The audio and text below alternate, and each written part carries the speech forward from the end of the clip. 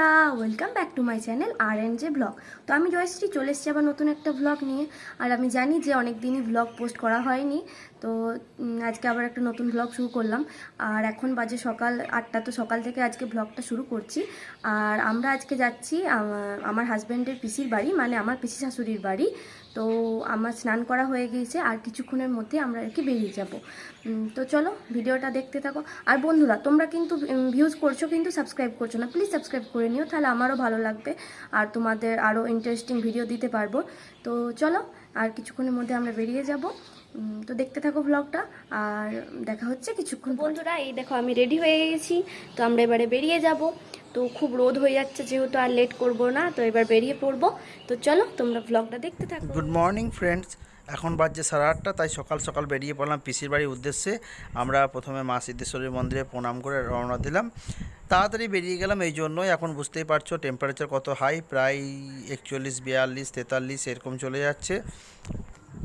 আর একটু সকাল সকাল বেরিয়ে যাওয়ার একটাই উদ্দেশ্য, যা গরম পড়েছে সেই গরমে বাইক চালানো খুবই কষ্টকর। এখন তো প্রায় 43-44 ডিগ্রি ঢুকে যাচ্ছে দুপুর হতে হতেই। আর তাছাড়া এই সময় রাস্তাঘাটে গাড়িটাও একটু বেশি থাকে, তাই সকাল সকাল বেরিয়ে পড়লাম। আমার পিসির বাড়ি হচ্ছে আউসগ্রাম থেকে 2 কিলোমিটার বননবগ্রাম, যেটা চিনপাই থেকে 64 কিলোমিটার ডিস্টেন্স।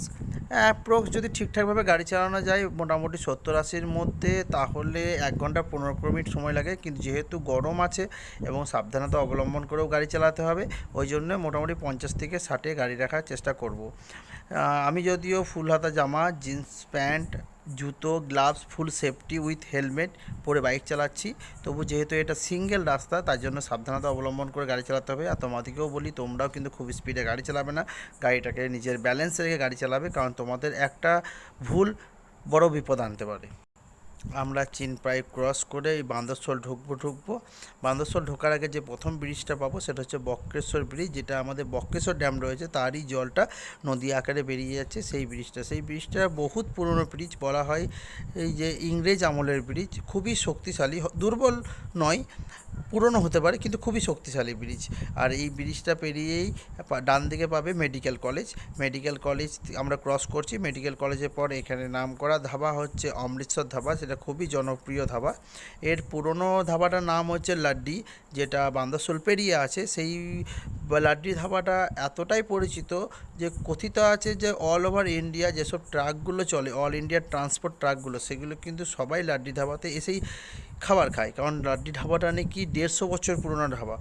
আমি এই জন্যই বলতে পারলাম যে এটা এত জনপ্রিয় কেন ধাবাটা, কারণ আমি যখন অমৃতসরে ছিলাম তখন আমি বীরভূমের নাম করেছিলাম, তখন 2-3টে ট্রাক ড্রাইভারের সঙ্গে কথা হয়েছিল। তারা বলেছিল যে আরে ভাইয়া, आपके বীরভূম में एक ধাবা है লাড্ডি ধাবা, वहाँ पे हम खाना खाते हैं।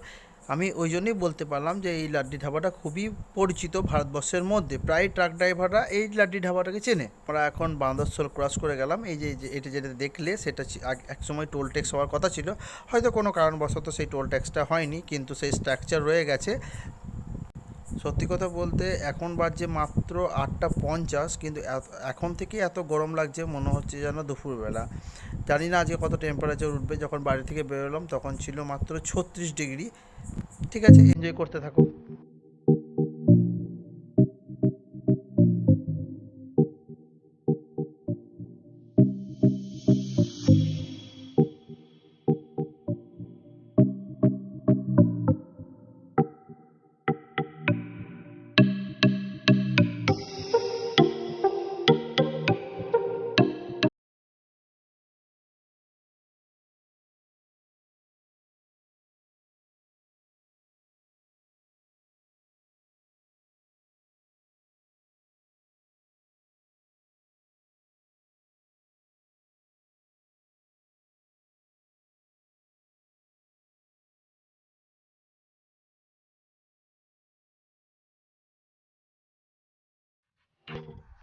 আমি চলে এলাম পেট্রোল পাম্প। প্রথমেই যে পেট্রোল পাম্পটা পড়বে সেটা হচ্ছে এইচপি। আমি সাধারণত এইচপি পেট্রোল পাম্পেই তেল ভরি, তাছাড়া এর আগেও ইন্ডিয়ান অয়েল আছে, ভারত পেট্রোলিয়াম আছে, কিন্তু আমি এইচপিতে তেল ভরি। এমনটা নয় যে এইচপিটা ভালো, ইন্ডিয়ান অয়েল খারাপ বা ভারত পেট্রোলিয়াম খারাপ, সবাই নিজেরা পছন্দ থাকে। আসলে আমি এইচপিটাই প্রেফার করি, ওই জন্য আমি বরাবর এইচপি পেট্রোল পাম্পে তেল ভরি। আমার পেট্রোল ভরা কমপ্লিট। আর তোমাদেরকে একটা ইনফরমেশান দিয়ে রাখি, এই ঠিক এইচপি পেট্রোল পাম্প পেরিয়ে আবার একটা ইন্ডিয়ান অয়েল পেট্রোল পাম্প পাবে। ইন্ডিয়ান অয়েল পেট্রোল পাম্পটা থেকে 100 মিটার এগিয়ে দেখবে একটা ডান দিকে রাস্তা কেটে গেছে আর একটা বাম দিকে। আমরা যাব বাম দিকের রাস্তা, যেটা ইলামবাজার হয়ে, সেটা হচ্ছে SH14। এটা স্টেট হাইওয়ে, যেটা সাতকিন্দুরি থেকে দার্জিলিং মোড় হবে এবং দার্জিলিং মোড়ে NH2-তে জয়েন্ট হচ্ছে। আর যেটা ডান দিকে চলে যাচ্ছে সেটা হচ্ছে NH60, যেটা একদম সোজা বালেশ্বর পর্যন্ত চলে যাবে রানীগঞ্জ হয়ে। আমরা প্রায় হাতমপুর ঢুকবো। এই হাতমপুর বিখ্যাত হচ্ছে রাজবাড়ির জন্য, কারণ এই হাতমপুরে রাজাদের বাড়ি ছিলেন, যেটা এখন DAV জুনিয়র স্কুলে রূপান্তরিত। হ্যাঁ বন্ধুরা, ঠিক যেমনটা ভেবেছিলাম যে রাস্তা খুব একটা জ্যাম থাকবে না। আমরা বাড়ি থেকে বেরোবার পথেই দেখতে পাচ্ছি যে রাস্তায় খুব একটা গাড়ি নেই, তবু রয়েছে। তার মধ্যেও গাড়িটা তোরের মধ্যে রাখার চেষ্টা করব, কারণ আমাদের হাতে অনেক সময় আছে। সময় থাকলে কি হবে, এখন যা গরম কি বলবো তোমাদের, যে গাড়ি চালাতে কতটা কষ্ট হচ্ছে। যারা গাড়ি চালায় এই গরমে তারাই বুঝতে পারবে। তো বন্ধুরা, হাতমপুর বাস স্ট্যান্ডটা ক্রস করার সময় একটু সাবধানে গাড়ি চালাবেন, কারণ স্কুল এবং কলেজ থাকার জন্য অনেক স্টুডেন্ট রাস্তা পারাপার করে। আমরা হাতমপুর পেরিয়ে গেলাম, এবার আমরা রওনা দিচ্ছি ইলামবাজারের উদ্দেশ্যে। তো দেখতে থাকো ভ্লগটা, কতক্ষণের মধ্যে আমরা ইলামবাজার পৌঁছাই।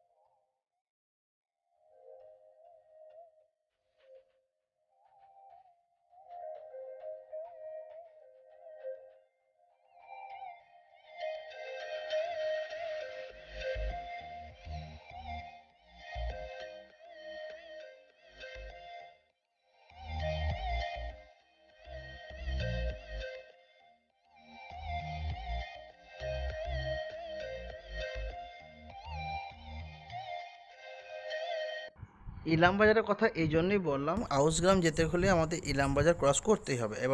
এবং ইলামবাজারটা হচ্ছে একটা বড় মার্কেট, যেখানে আমরা পিসির বাড়ির জন্য কিছু ফল এবং মিষ্টি কিনে নেব। আমার পিসামশাই একটু অসুস্থ আছেন, তাই ওনার জন্য ফল নেব।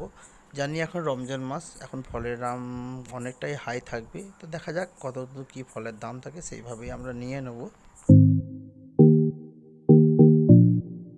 তো বন্ধুরা, আমরা ইলামবাজার ঢুকে গেছি। ইলামবাজার পেট্রোল পাম্প ক্রস করলাম, আর মাত্র 100 মিটার দূরেই ইলামবাজার মার্কেট। তো প্রথমেই আমরা ইলামবাজারের বাম দিকে রাস্তায়, মানে বোলপুর যাওয়ার রাস্তায় যে ফলের মার্কেটটা রয়েছে, সেখানে আমরা ফল কিছু কিনে নেবো। তারপরে যাব আমরা হালদার সুইটস, কারণ হচ্ছে ইলামবাজারের সবথেকে পুরনো মিষ্টির দোকান হচ্ছে হালদার সুইটস। এবং হালদার সুইটস এলে ছানার মন্ডা খেতে একদম ভুলবে না, কারণ ইলামবাজারে জনপ্রিয় হচ্ছে ছানার মন্ডা। যদিও আমিও কোনোদিন খাইনি, তবে আজকে টেস্ট করে দেখব যে ইলামবাজারে ছানার মন্ডা কেমন খেতে। তো চলো প্রথমে ফল নিয়ে নিই, তারপরে যাব হালদার সুইটস।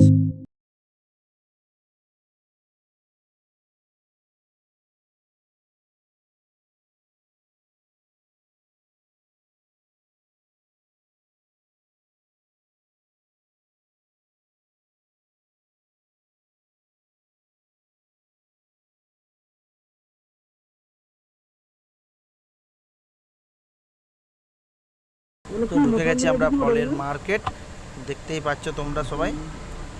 তো দেখা যাক কি দাম চলে। ওই ফল তো বেশ অ্যাভেলেবেলই রয়েছে, তরমুজ, আপেল, আঙ্গুর, বেদানা, শশা, মোসাম্বির। আমরা নেবো বেদানা, নেবো মোসাম্বির, নেবো আর আঙ্গুর, আর কিছু সিঙ্গাপুরি কলা। দেখা যাক কত কি দাম চলছে। ঠিক যেমনটা ভেবেছিলাম, রমজান মাসের জন্য ফলের দাম খুবই হাই, খুব বলতে খুবই হাই। তবুও কিছুটা মতো নিয়ে নিয়েছি, আর মিষ্টিও নিয়ে নিয়েছি আমরা। আমাদের কেনাকাটা কমপ্লিট, এখন বাজছে 9:50। একটু লেট হয়ে গেল ইলামবাজার আসতে, কারণ বেশি দূর নয়, আমাদের চিনপাই থেকে ইলামবাজার হচ্ছে 32 কিলোমিটার। তাই এখনও আমাদেরকে 32 কিলোমিটার যেতে হবে। আর যত সময় বাড়ছে তত গরমটাও বাড়ছে।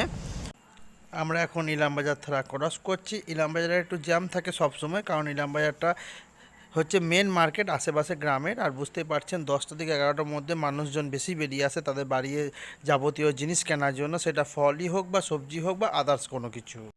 আমরা এই লাম্বাজারটা ক্রস করে প্রথমেই পাবো টোল ট্যাক্স। যদিও 2 চাকার জন্য কোনো টোল লাগে না, তাছাড়া 4 চাকা থেকে 10 চাকা হোক 16 চাকা হোক বা যে কোনো গাড়ি 2 চাকার ওপরে যেসব গাড়িগুলো আছে তাদের জন্য ট্যাক্স এখানে দিতে হয়, কারণ সামনেই আছে আমাদের অজয় ব্রিজ।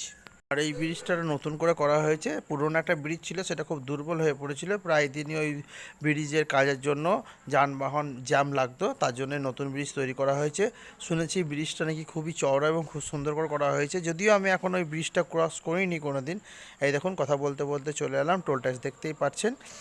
টোল ট্যাক্সের সামনে বাস, 4 চাকা, লরি সব দাঁড়িয়ে আছে। সব ট্যাক্স পে করে তারপরে এই রাস্তাটা ক্রস করতে হবে। যেহেতু আমরা মোটর বাইক, তার জন্য পাশ দিয়ে রাস্তা আছে, আমাদের কোনো ট্যাক্স দরকার হয় না। এই সামনে একটা ব্যানার দেখতে পাচ্ছেন, ওটা থেকেই শুরু হচ্ছে অজয়ের ব্রিজ। এইখানে সমস্ত জায়গার মাইল লেখা আছে, কত কিলোমিটার, যেমন বর্ধমান, দুর্গাপুর, আসানসোল, কলকাতা, সমস্ত কিছুরই। এই দেখতে পাচ্ছ ব্রিজটা কত সুন্দরভাবে করা হয়েছে, বেশ চওড়া করা হয়েছে। আসলে এখনকার যে সমস্ত ব্রিজগুলো হচ্ছে সবই হাইড্রোলিক সিস্টেম, যাতে অতিরিক্ত লোডের ফলে ব্রিজের ওপর কোনো ক্র্যাক না পড়ে। আর এখন গ্রীষ্মকাল, তাই জন্য অজয় নদীতে জলও খুব একটা নেই। ব্রিজটা চওড়া করার পিছনে একটা সুবিধা হলো, মাল বহনকারী ট্রাক বা বড় বড় যেগুলো ট্রলার, যেগুলো করে বড় বড় মাল নিয়ে আসে, তাদের ক্ষেত্রে সুবিধা। আমরা ব্যারেজটা ক্রস করে মাত্র 2 কিলোমিটার এগিয়ে যাব 11 মাইল। 11 মাইলে বাম দিকে আমরা ঘুরে যাব গুসকরা লাইনটা, কারণ আমরা যাব আউসগ্রাম থেকে, তো আমাকে দিকে গুসকরা লাইন যেতে হবে। আর এই রোডটা সোজা চলে যাচ্ছে দার্জিলিং মোড়, মানে পানাগড়।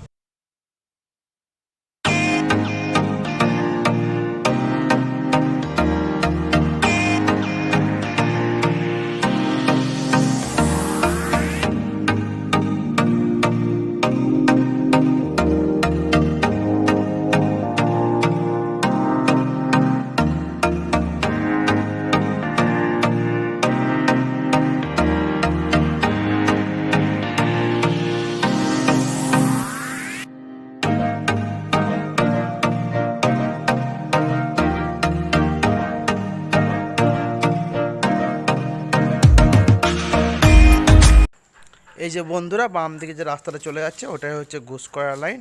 তাই আমরা গুসকরা লাইন হয়ে চলে যাব আউসগ্রাম। এই রাস্তাটা কিন্তু গোটাটাই জঙ্গল, খুব সুন্দর পরিবেশ।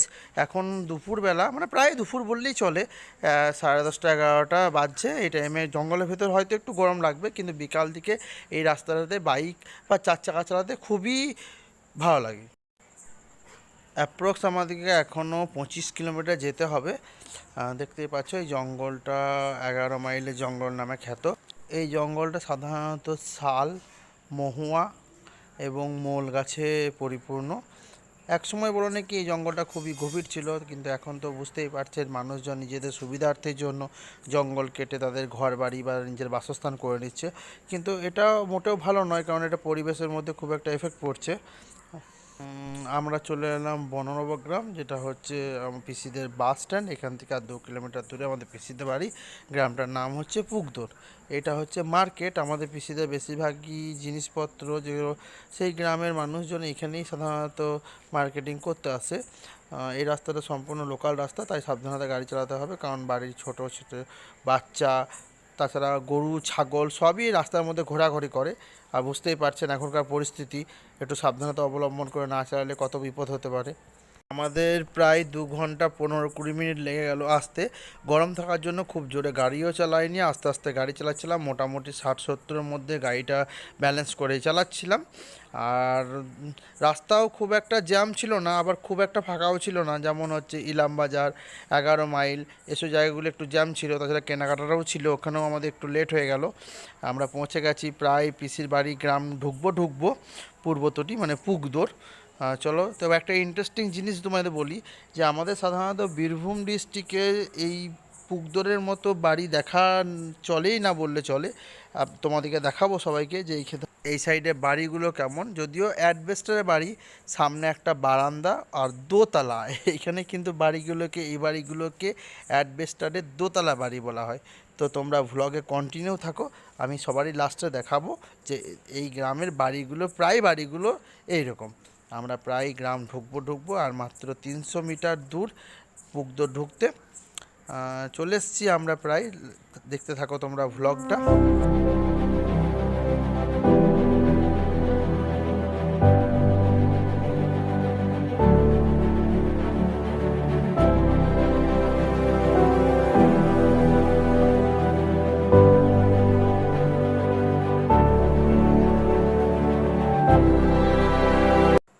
আর বন্ধুরা, আমার পিসির বাড়ি কিন্তু খুব একটা টাউন নয়, প্রায় গ্রাম্য বললেই চলে। এখানকার বেশিরভাগ মানুষই সব চাষবাসের ওপর নির্ভরশীল। আর তাছাড়া মানুষজন এখানে খুবই ভালো। আমি অনেকবারই এসেছি, আমার সঙ্গে অনেকেই গল্প টল্প করেছে। খুব একটা আসা হয় না, তখন যখনই সময় পাই তখনই আমরা ছুটি কাটাতে পিসির বাড়ি চলে আসি। এই যে পিসির বাড়ি প্রায় ঢুকবো। হ্যাঁ, আর মাত্র কিছুক্ষণ, জাস্ট দু মিনিট। এই যে ঢুকে গেছি। এই যে হলুদ কালারের যে দেওয়ালটা দেখতে পাচ্ছ, এটা আমার পিসির বাড়ি। এই দেখুন, এবার বাড়িটা দেখাচ্ছি। এই ধরনের বাড়ি এখন খুবই কম দেখা যায়। সে পিসির বাড়ি পৌঁছালাম। Thanks for watching RNJ vlog.